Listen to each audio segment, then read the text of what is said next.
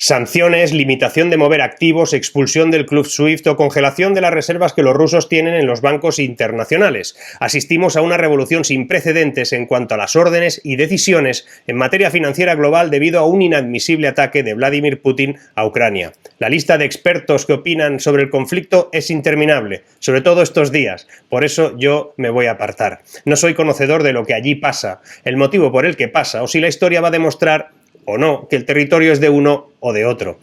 Cada uno tendrá sus justificaciones, lo único que sé es que sea cual sea la motivación, hombre, las cosas no se arreglan a bombazos, sino hablando, con diplomacia. Pero lo que estamos viviendo, y por las medidas económicas que se están practicando, me apetece reflexionar sobre la futura aplicación de los capitales, del dinero, del efectivo y de las propias criptomonedas. De hecho, en un momento como el actual, hay un debate que no verás en ningún medio, porque no interesa a quienes mantienen a esos medios. Estoy hablando del dilema acerca de si es posible un mundo sin dinero, por lo menos sin el dinero tal y como lo conocemos ahora. Hoy te voy a hablar de si es posible o no un mundo sin dinero, sin efectivo. Te voy a hablar de qué están haciendo los bancos centrales para enfrentarse al crecimiento de las criptomonedas, qué puede significar y por qué los bancos tradicionales, en realidad, hoy son las nuevas discográficas de hace 20 años. Quédate hasta el final, porque lo que hoy te voy a contar también te interesa.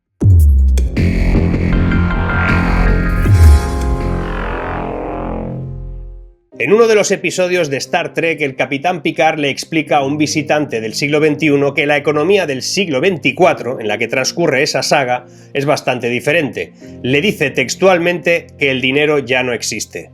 Algo que debió replicar, o por lo menos inspirarse, Yusaku Maezawa, un multimillonario que recientemente viajó al espacio. Este hombre dijo, en una conferencia de prensa que dio en la Estación Espacial Internacional, que algún día el dinero desaparecerá repentinamente de este mundo y que su cuenta bancaria tendrá valor cero. El magnate dedicado a la moda agregó también que el capitalismo no es sostenible y que debería ser reemplazado por una sociedad libre de dinero lo antes posible. Lo curioso es que esta es una visión que él promete explicar en una película que está preparando y que sin duda costará una fortuna producirla. Pero ¿es esta una idea verdaderamente futurista o es en realidad algo primitivo e impracticable? Todo lo que te voy a explicar y enlazar lo vas a poder verificar en diferentes estudios y trabajos que te voy a enlazar en la pestaña Comunidad de este canal. Veamos, el capitalismo ha tenido un éxito importante sacando a gran parte de la humanidad de la pobreza, incentivando la creación de tecnologías que mejoraron la vida de las personas, pero durante mucho tiempo tuvo sus críticos, todavía los tiene. Incluso Karl Marx imaginó una utopía de un mundo sin dinero. Lo escribió de este modo, lo escribió diciendo que en la producción socializada se elimina el capital dinero. Los productores podrán, en todo caso, recibir vales en papel que les permitan retirar de las provisiones sociales de bienes de consumo una cantidad correspondiente a su tiempo en trabajo. Esos vales no son dinero porque no circulan. Eso dijo Marx, y aunque Marx se consideraba a sí mismo un científico social y economista, y aunque sus ideas siguen siendo seguidas ciegamente por muchos, sus planteamientos no se enseñan en los departamentos de ciencias sociales o de economía, excepto como un complemento, básicamente porque casi todas sus hipótesis han sido desacreditadas. Hay un trabajo de Richard Eveling, que también te enlazaré, que lista cómo todo lo que debía ser en el marxismo no ha sido. Por cierto, dale al like si te está gustando este vídeo. Si no te gusta, estate quieto. Te suscribes si no lo estás, a la campanilla para enterarte del nuevo directo como el que hicimos ayer y sobre todo comenta incluso durante los anuncios o esas pausas que aparecen, porque tu opinión a mí me interesa mucho y además nutre el conocimiento de todos los que asistimos a este canal. ¿Quién va a construir coches gratuitos sin incentivos? ¿Quién va a ponerte una cerveza sin ningún tipo de estímulo comercial? Para los seguidores de todo eso es posible que la naturaleza humana cambie misteriosamente algún día. Yo sinceramente lo dudo, pero en todo caso Ludwig von Mises, un crítico de la escuela austríaca, se preguntaba de cómo se podía crear una economía sin planificar, cómo se iba a construir una central energética sin saber o no la forma más económica de producir esa energía necesaria, cómo puede saberse eso si no se calculan los costos y la producción. Por eso el dinero en sí parece difícil que desaparezca, por mucho que los guionistas de Star Trek lo insinuaran e incluso lo soñaran. Sin precios, las personas no tienen medios identificables y cuantificables para comparar y contrastar opciones sobre cómo gastar el dinero y el capital, lo cual es vital para determinar la mejor manera de utilizar los recursos. Pero déjame ir más allá. Una sociedad sin dinero no solo es poco práctica, sino también es profundamente inmoral. Marx, a menudo, se quejaba de que los capitalistas codiciosos alienaban a los trabajadores de su trabajo. El enfoque en la eficiencia, dijo, reducía al trabajador a una mera extensión de las máquinas de una fábrica, convirtiendo a ese trabajador en una herramienta bruta de explotación capitalista. Pero resultaba que los trabajadores elegían trabajos industriales porque se pagaban mejor que los agrícolas. Lejos de alienar a los trabajadores de su trabajo, el capitalista de turno dispuso nuevos modos de producción que aumentaron enormemente el valor de ese trabajo, no solo para él, sino también para los trabajadores. Seguro que hubo casos de los que no, pero en general ganaban todos. En el transcurso de la Revolución Industrial y los 2 siglos siguientes, esos retornos crecieron enormemente y redujeron el porcentaje de personas que vivieron en la pobreza extrema. Se pasó de más del 80% a menos del 20% en el mundo occidental. Hay muchos nuevos pensadores que opinan que el dinero es una especie de virus que se debe eliminar, que nos convierte a todos en una especie de monstruos avaros e insolidarios, pero sin embargo, es posible que el concepto dinero en realidad lo que hace es alejarnos de eso. En realidad, el dinero almacena el valor del esfuerzo de cada uno de nosotros. Es posible gracias a la protección legal de los derechos de propiedad, por ejemplo. Defender el uso indiscriminado de un patrimonio sin que el propietario pueda hacer nada cuando le entran unos ocupas es todo lo contrario a lo que se espera. Este es otro tema, pero tiene mucho que ver con la concepción ideológica de tomo lo que quiero, independientemente de si lo merezco o no, solo porque un capitalista es mi enemigo y no merece acumular bienes. Aseguran algunos que eso no es justo. Lo curioso, y no es una tontería, es que en Star Trek la economía está centralizada bajo el control de la Federación, que posee los medios de producción y gestiona la fabricación de los bienes y servicios que necesitan los distintos miembros de la sociedad. Para ello, la tecnología es la clave. El replicador es un dispositivo al que todo el mundo puede acceder porque crea comida, bebida y objetos mediante reorganización atómica. ¿Para qué trabajar si podemos crear lo que deseamos? A partir de ahí, el ser humano se dedica a aprender, educarse, amar, el arte. Por eso, sin tecnología, todo eso de un mundo sin dinero es imposible. Antes de llegar a un mundo sin dinero, se debería saber qué pasa con el efectivo actualmente. Resulta que el efectivo es anónimo, es estable y se acepta prácticamente en todas partes. Y a pesar del aumento de los pagos móviles y la ubicuidad de las tarjetas de crédito, todavía lo mueve todo a nuestro alrededor. Hay más efectivo en circulación que nunca. Recordemos que el mayor nivel de control y seguimiento de lo que hacemos es a partir de las transacciones electrónicas, de nuestro rastro y nuestra huella digital. El efectivo es una paradoja asombrosa. Está perdiendo popularidad al mismo tiempo que es más popular que nunca. La gente paga las cosas con mucha menos frecuencia en efectivo, según la Reserva Federal de Estados Unidos, pero esa Reserva Federal de Estados Unidos dice que ahora mismo hay más efectivo que nunca en ese país. Y un paréntesis anecdótico.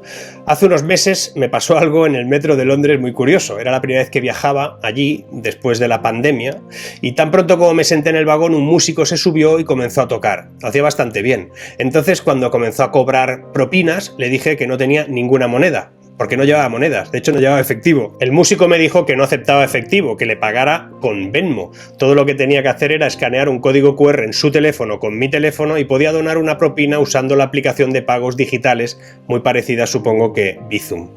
Igual, estar pensando que, bueno, todo el mundo tiene derecho a transformarse digitalmente, pero seguro que también estás pensando ¿hasta qué punto las criptomonedas no podrían convertirse en el sustituto de ese efectivo? Por sus características. Os recomiendo el libro Digital Gold de Nathaniel Popper. Analiza los primeros días del Bitcoin. Se concibió para pagos entre pares sin permiso de nadie, ni intermediación de nadie, tal como lo haríamos con el efectivo. No tenemos que pasar por un banco ni nada por el estilo, pero la gente realmente no lo usa para eso. No mayoritariamente. Pocas empresas, aunque cada vez más importantes, permiten el pago en criptos. Hombre, de momento Microsoft, Tesla, Amazon, Starbucks lo permiten. Irá subiendo. Sin embargo, la acumulación de este activo con posibilidades de ser utilizado como modo de pago, de transacción, hace pensar que el día que explote lo va a hacer de manera exponencial. Y aquí, ese día, va a cambiar todo de una vez por todas. Por ejemplo, Europa es la economía de criptomonedas más grande del mundo. El continente europeo generó más de 870.000 millones de euros en criptomonedas durante todo el año pasado. Por orden, Reino Unido, Francia, Alemania, Países Bajos y España son las 5 economías que más dinero generan y mueven de este tipo de activo digital. A pesar de que a día de hoy las criptomonedas se ven como un activo de inversión más en el mercado, su paso a una moneda de pago va avanzando. De ahí la atención que empiezan a otorgarle los bancos centrales y el resto de autoridades monetarias. De hecho, el camino hacia la moneda digital como un medio real de pago probablemente no vendrá de la mano de una iniciativa privada, sino, curiosamente, de los emisores de las actuales monedas de curso legal, los bancos centrales. Y ahí está el problema, su problema. Le he dado al micro.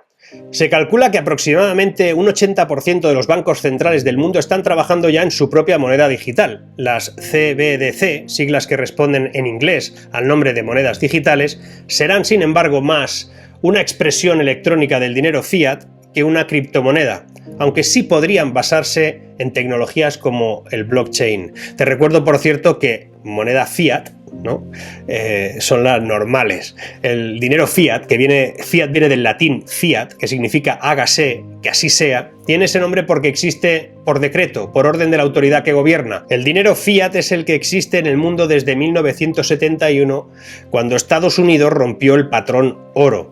Pero lo que pasa es que la banca tiembla ante una posible fuga de depósitos. Entre los bancos centrales que ya trabajan en esa necesidad se encuentra el Banco Central Europeo, que incluso ha puesto una fecha tan cercana como 2026 para su proyecto de moneda digital. El negocio de las criptomonedas está viviendo su etapa de mayor expansión, eso lo sabemos. Es por eso que desde Bruselas, desde la Unión Europea, desde el Banco Central Europeo, han decidido seguir adelante con el proyecto piloto que exploraba los beneficios y riesgos de introducir un euro digital, la versión en criptomoneda de la divisa comunitaria. Y saben que ese tipo de monedas presenta riesgos para el sistema, especialmente para el sector financiero, que teme una fuga de depósitos y sus clientes pueden tener un monedero virtual en el propio Banco Central Europeo sin necesidad de entidades tradicionales intermediarias. Algunos analistas del Deutsche Bank aseguran que si los ahorradores cambiaran cada vez más depósitos bancarios a euros digitales, se iba a desencadenar una escasez de liquidez en el sector bancario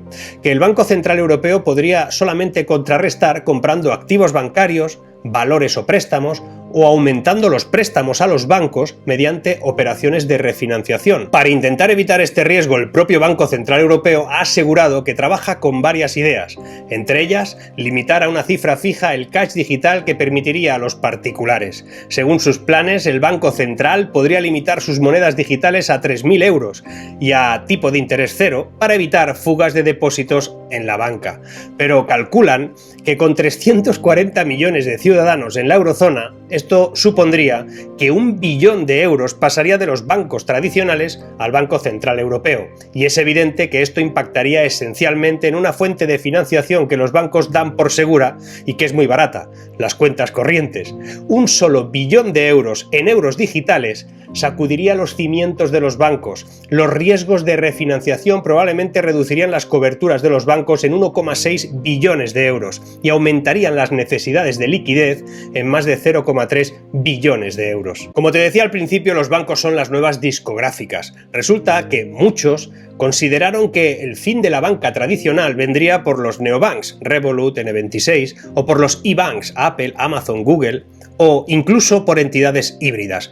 Pero no, los bancos de dentro de 10 años no se parecerán en nada a los actuales. Se llamarán igual, es posible, pero no serán los de hoy, al tiempo. Y lo dicho, no estamos solo ante una guerra, ni tan siquiera ante una nueva manera de ver el mundo, los bloques o la desglobalización.